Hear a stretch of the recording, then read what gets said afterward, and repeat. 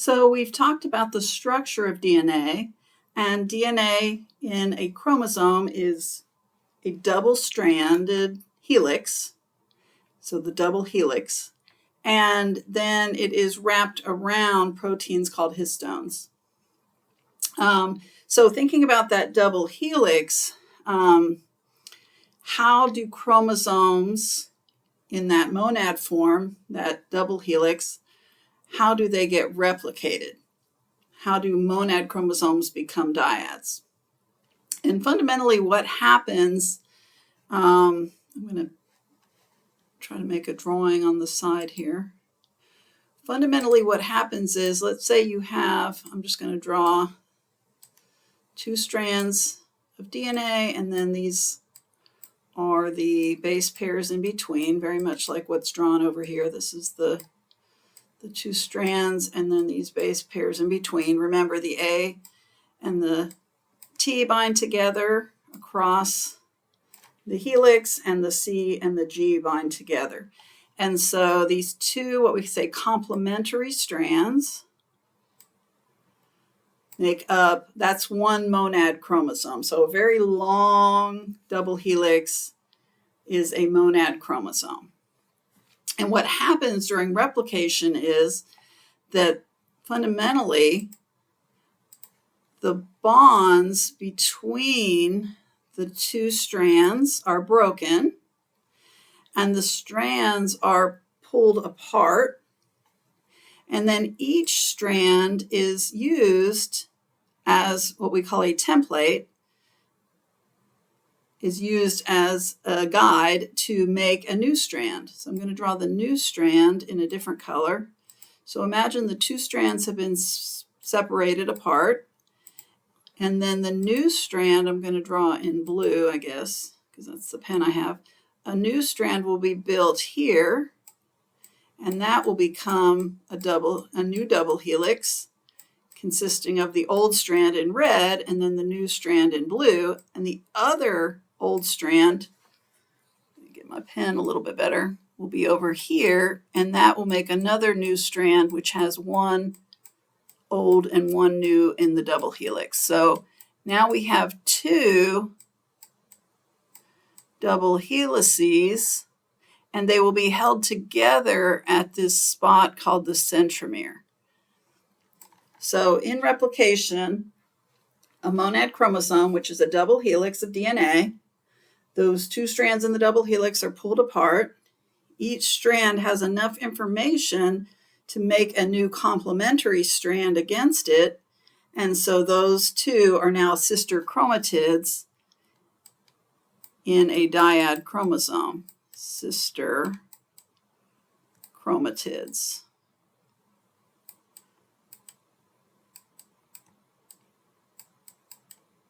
So a monad chromosome, the 2 strands of DNA in the double helix are separated. Each strand is used as a template to make a new strand. And so each of the sister chromatids consists of 1 of the strands from the original monad and 1 brand new strand that was built. And I used blue to demonstrate that in my drawing. So that's fundamentally how DNA replication happens. We're going to go into a little more detail. And this is called semi-conservative replication. That's another word that we're going to use, semi-conservative. Because the new dyad chromosome still has the original strands and new strands. So we say that the original monad chromosome is semi-conserved. It's called semi-conservative replication. That's our model. Now, in order for a replication to happen, and it's always semi-conservative, then what we need is that template, which is going to be the original DNA double helix. And then we need an enzyme to build the new strand. That's the DNA polymerase that I've talked about already in the last lecture segment. And then we need the nucleotide triphosphates. Actually, it's nucleoside triphosphates if you want to get picky. And so those are the monomers, the building blocks. And what's going to happen, I'm going to go ahead and erase everything here. what's going to happen is those two strands are separated, and in this diagram, they're only showing one of the two. So this is the one of the strands that's been pulled away from the other one. And then DNA polymerase enzyme will slide along that old strand, that template strand, and it will then select nucleotides from the cytoplasm. This is in the nucleus. From the nucleoplasm, it will select free nucleotides and add them to this chain. So if the enzyme is going to start initially at the top here, then the first nucleotide it added was this one. It's a G, because the enzyme saw that there was a C in the template strand, so it puts a G across from it. Then the enzyme, the DNA polymerase, moves forward and sees that there's a T here, so it adds an A, and it attaches it to the G that was already there. Then it slides forward and it sees that there's an A in the template, and it adds a T here, attaching it to the previous one. It sees that there's a C here, and it attaches a G here. So it keeps going down that template, and it looks and sees what's in the template, and then it selects the correct nucleotide, and it attaches it to the one right before. And so step by step, it's adding those new nucleotides to what's going to be the new strand here. The same thing is happening for the other strand of that template. So the original template, the original DNA molecule has two strands. Those are separated, and each one is undergoing this process that we're seeing here on the screen. And that will generate for you a dyad chromosome at the end of the process. So this really is an overview, though. We're going to go into more detail on the actual enzymes, because there's more than just one enzyme that's involved in this. And semi-conservative replication has been a very important topic, so that once we understand how cells replicate DNA, what cells need to replicate their DNA, we've been able to recreate that in just a test tube. We can put pure DNA template strands in a test tube with pure DNA polymerase enzymes and pure nucleoside triphosphates, and the reaction will still happen. The polymerase will still build new strands. And so being able to recreate this in the test tube has been critically important for the development of many of your biotechnology methods. Okay, so let's talk about how DNA synthesis begins. And the term initiation just means how it starts.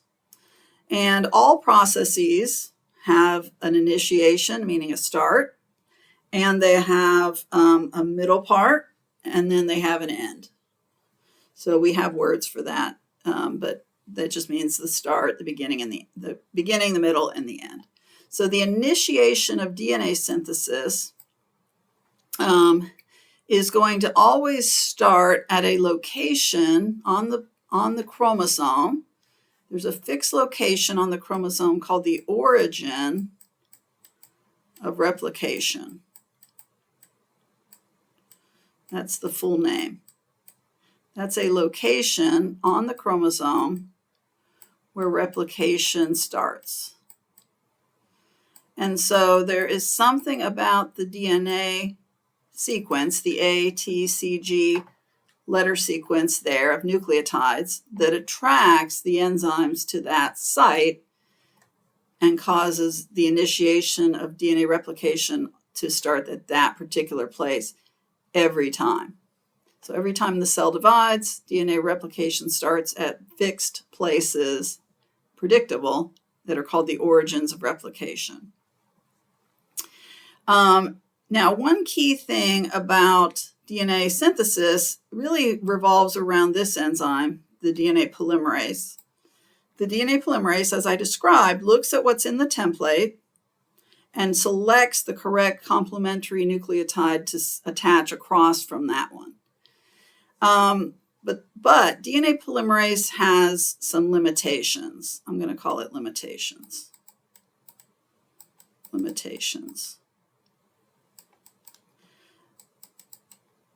And this is kind of a product of how we think this system evolved.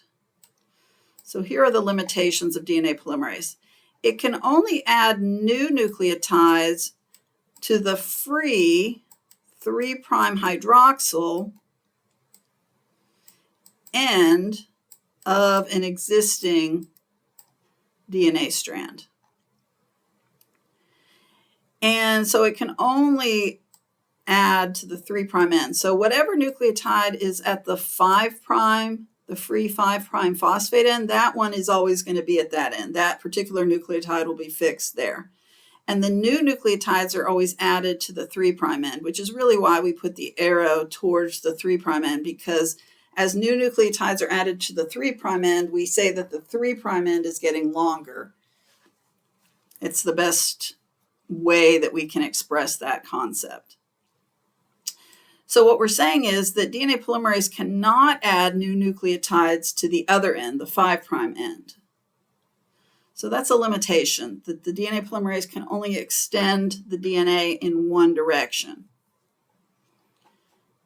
And DNA polymerase cannot add the very first nucleotide at the 5' end. So in this diagram here, we show there has to be another enzyme in red here that's going to actually start building the strand. And that enzyme is called RNA polymerase. RNA polymerase doesn't have the same limitations as DNA polymerase. RNA polymerase can add that very first nucleotide, which becomes the one right at the 5' end. It also can only add to the 3' end, but at least it can add that first nucleotide. So that gets the process started, and we call that short section of RNA the RNA primer. So this little yellow segment here of RNA is called the primer. It's a strand of nucleic acid, but it's RNA, not DNA. And the enzyme that builds the primer is a type of RNA polymerase, and we give it the special name primase. But primase is building an RNA, a tiny little section of RNA to get the process started. Then, once the primer is in place, then DNA polymerase can take over and add nucleotides only to the 3' end, one at a time. And so that's why we say that the strand gets longer in this direction, in the 3' direction. So those are the limitations of DNA polymerase. So it has to depend on another enzyme, RNA polymerase, to make a short section called the primer. And then it can extend from there. It can add on to that 3' end and extend the strand in the 3' direction. One thing you'll notice is that the template has to run in the anti-parallel direction. So in order to build DNA 5' to 3', it means the template has to go the other direction, 5' to 3'. So on the bottom strand, they probably should have put the arrow this way. That's the directionality of the bottom strand. The top strand, therefore, must be built in the anti-parallel direction. Now, in bacteria, prokaryotes were the first organism that we studied to figure out how replication works. So a lot of what we're going to teach you in this section is going to be really the model of DNA replication in prokaryotes. Prokaryotes have a chromosome that is a single circular molecule. It is a double helix, but it doesn't have any ends. If you imagine like a straight double helix and then you connect the two ends together, you'll make a circle. And that's what they're showing you here. That's the circular double helix. What they're not showing you are the base pairs that make those little ladder steps, but they're implied. So those are your two strands. There is a fixed location called the origin of replication. And in this diagram, it's right here. And that's where the enzymes for DNA replication are going to attach. And they're actually, the first enzyme that's going to attach is actually going to pull the two strands of the double helix apart. It creates what we call a replication bubble.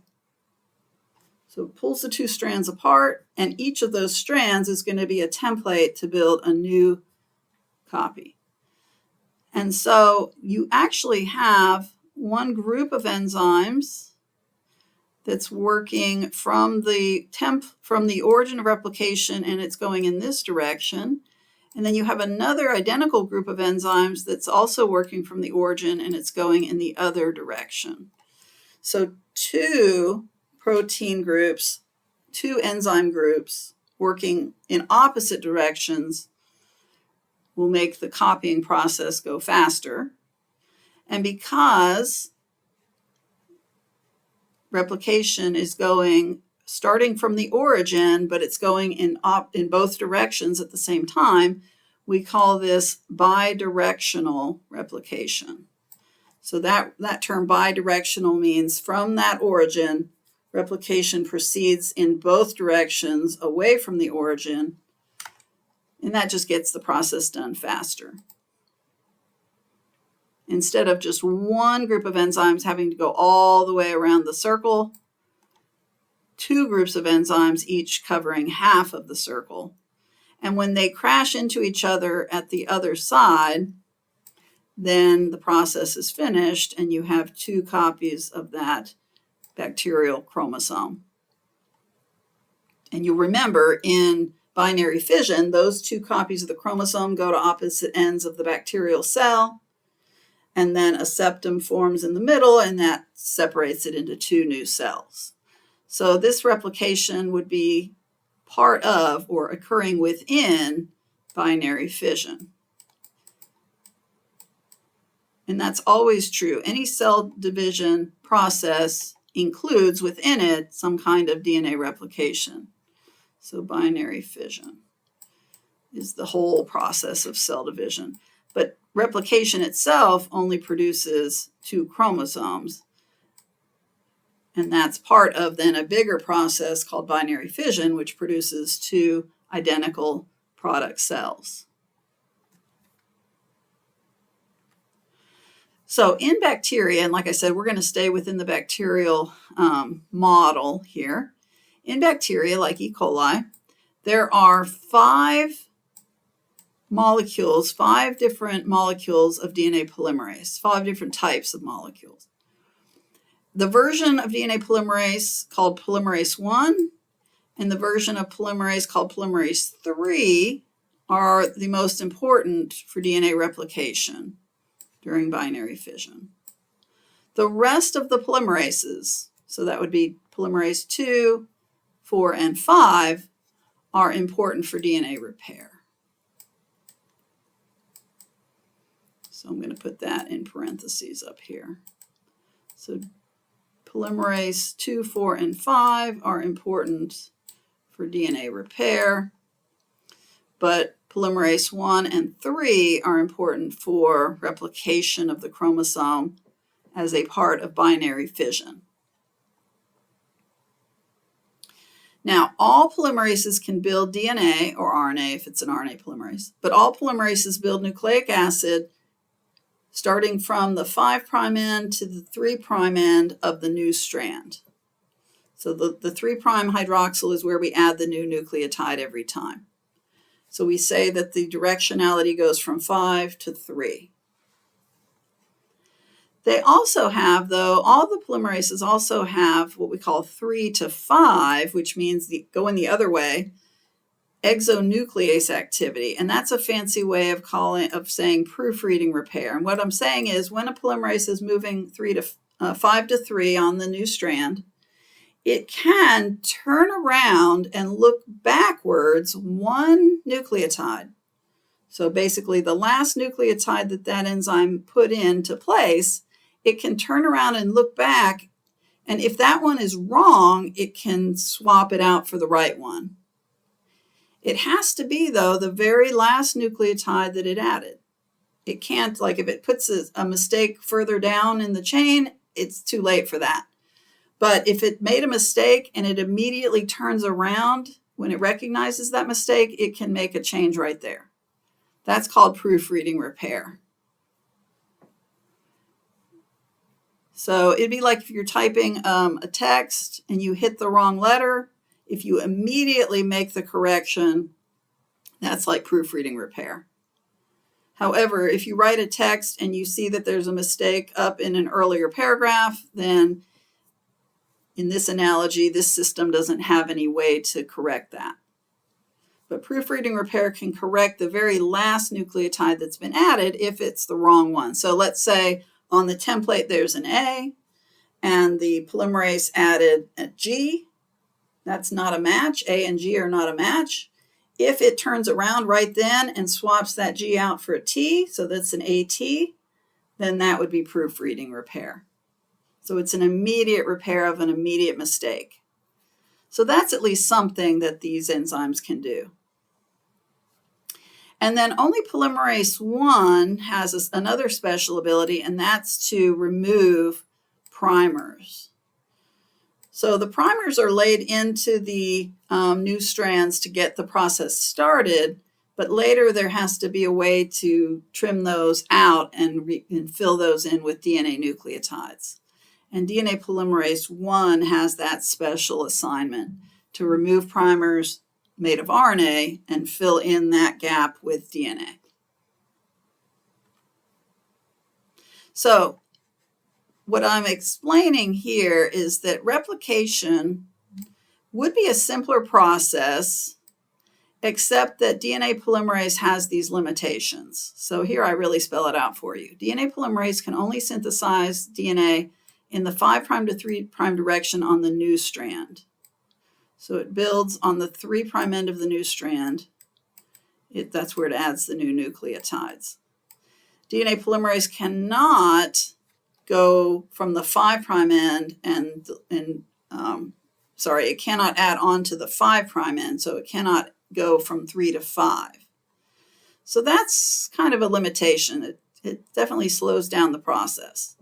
And like I said, DNA polymerase cannot start the new strand, so that's why we need that enzyme called primase, which is a type of RNA polymerase. So because of these things, you have these extra enzymes that have to come in to help with the process. One of the two strands is going to be synthesized continuously. The other strand is going to be synthesized discontinuously. So as we look at the whole model, you're going to see that one strand can be synthesized in a very straightforward way, starting from one primer, moving in one direction, one very long new strand. But there's going to be another strand that has to be made discontinuously because that strand is being synthesized in a direction opposite of how the replication fork is opening. So I'm going to talk to you about the replication fork. But once all these strands are made, all the RNA primers have to be removed by DNA polymerase 1 and filled in, and then everything has to get connected. So there's several enzymes that have to come in. I mean, this process is work intensive. Okay. So let's think about, let's say you have, and I'm just going to draw one section of a chromosome, not the whole chromosome. This could be a circular chromosome. This could be a linear chromosome. All I'm saying is we're zooming in on this one little section, specifically because this section is going to be called the origin of replication. I'm just going to call it ORI. So let's say this section of the chromosome is the origin of replication. The first thing that's going to happen is you have enzymes that are going to attach directly to the origin. So they usually draw these enzymes as these blobs. These are proteins. All right, so this will be helicase. This is number 1. And what helicase does is it has to use energy from ATP to break apart the hydrogen bonds. So when the hydrogen bonds are broken, what you end up with is sort of like this. So these parts are still together. And these parts are still together. But right here, these nucleotides have been pulled away from these complementary nucleotides down here. So you can imagine the two strands being pulled apart just in this little section. So that's what the helicase does. And the helicase, actually, now I'm going to draw it smaller, that helicase continues one molecule of helicase right here and another one right here. They latch on, and this one on the right, let me get a different color, will move in this direction from here, and this molecule of helicase on the left will move in this direction. So the helicase separates the two strands at the origin, and then one molecule of helicase will continue to pull apart the two strands going in that direction to the left and to the right. And so it's little by little separating the two strands of template. So this right here represents your original chromosome, the monad chromosome, or the original circle if this is bacteria. And then what helicase is doing is that first step of separating the two strands apart. Now, once the two strands apart, so let's say this is an A, and this is a T, and this is a C, and this is an A. Then what's down here would be complementary. This is a T, this is an A, this is a G, and this is a T. So if you pull any two strands apart, if you just let go, what will naturally happen is they'll snap back together because they're attracted to each other by that complementary base pairing, by that hydrogen bonding. And so we need some proteins, and they're called single-stranded binding proteins, SSBPs. And what those do is they kind of lay on top of these single-stranded sections and keep them from snapping back together. So we say the SSBPs keep the two complementary strands apart long enough to where we can then synthesize a new complementary strand for each of them. All right. So first, the helicase separates the two strands. Single-stranded binding proteins are temporarily placed to keep those two strands apart. And the last enzyme is really something that's working all throughout this process. It goes by two names, topoisomerase or gyrase. You might see either name. And what this guy does is it actually works ahead of where replication is happening, and it keeps the DNA from getting too overly spiraled, too tight, too knotted. Because as you can imagine, if the helicase is separating two strands, it's sort of unwinding the spiraling of the helix. That winding has to go somewhere, so it moves down the DNA, and somewhere along the line the DNA gets kind of potentially knotted, K-N-O-T, like knotted up. And so the topoisomerase helps to release any of that knotting or that supercoiling. And so that enzyme works throughout this whole process. Okay, I'm going to take a break, and then just so that this video isn't so long to upload, and I'm going to continue with our discussion of replication in the next segment.